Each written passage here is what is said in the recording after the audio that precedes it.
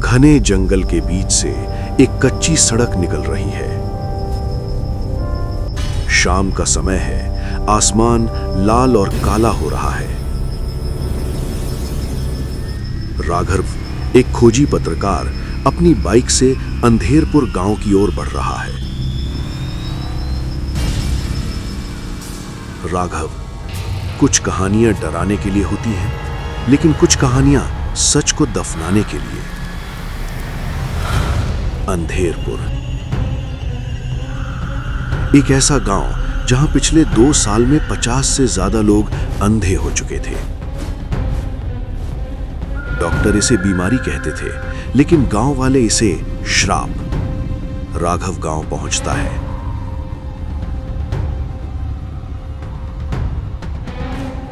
वहां का सन्नाटा उसे डरा देता है। हर घर की चौखट पर एक काली पट्टी बंधी है। वो एक छोटी सी दुकान पर रुकता है।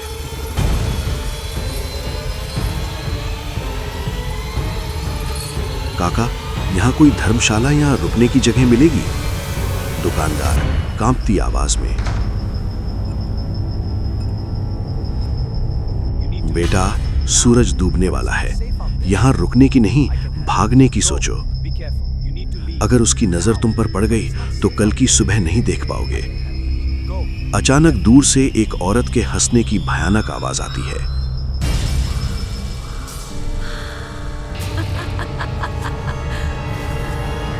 दुकानदार तुरंत अपनी दुकान के शटर गिरा देता है। राघव एक पुराने स्कूल की बिल्डिंग में रुकता है।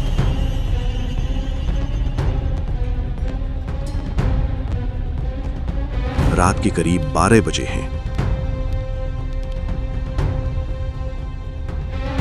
उसे छत पर किसी के चलने की आवाज आती है।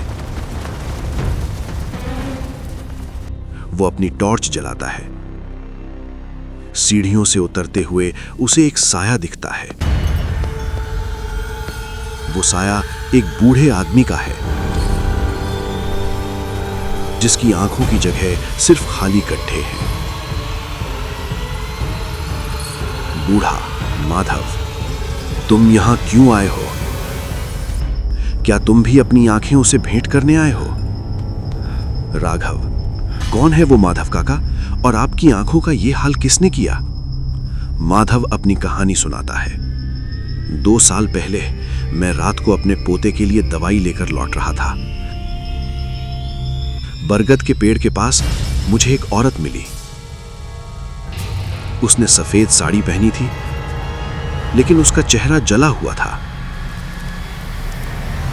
उसने मुझसे पूछा, माधव, क्या तुम्हें सब साफ दिख रहा है?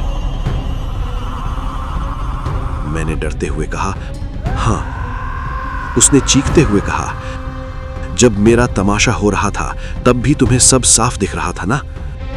तो आज से तुम्हें कुछ नहीं दिखेगा। अचानक कमरे की खिड़की टूटती है और एक ठंडी हवा का झोंका आता है। माधव डर के मारे कोने में दुबक जाता है। अगले दिन राघव गांव की पुरानी लाइब्रेरी में जाता है। उसे एक पुरानी अखबार की कतरन मिलती है। कहानी मंजरी की थी। History is not just dates, but the stories of people like मंजरी गांव की एक बहादुर लड़की थी जो पंचायत के खिलाफ खड़ी हुई थी।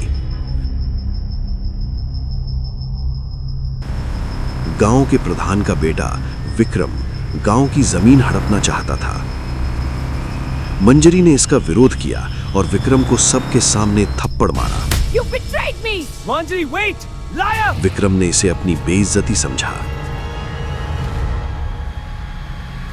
एक रात विक्रम और उसके गुंडों ने मंजरी को बीच चौराहे पर घसीटा।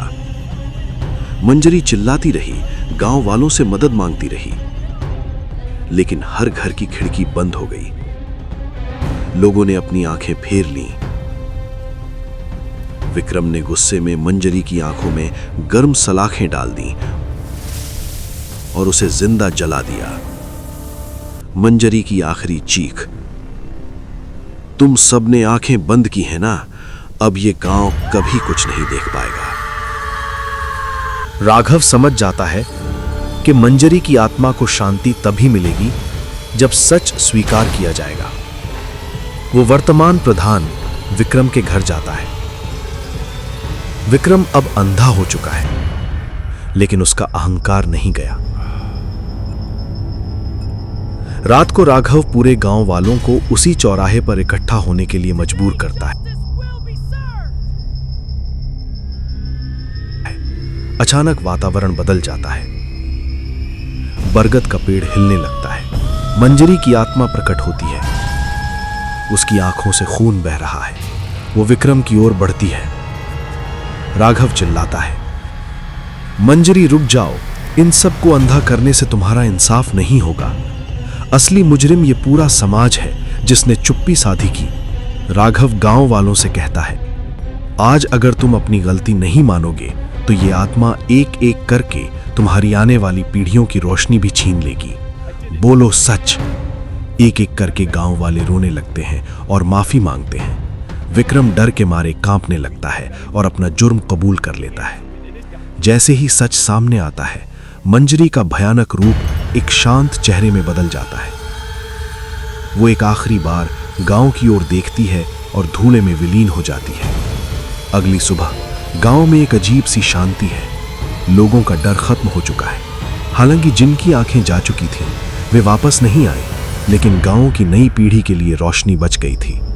राघव अपनी डायरी में लिखता है, अंधेरा केवल आंखों में नहीं होता, आत्मा में भी होता है, और जिस दिन आत्मा जाग जाए उस दिन कोई भूत या श्राप टिक नहीं सकता।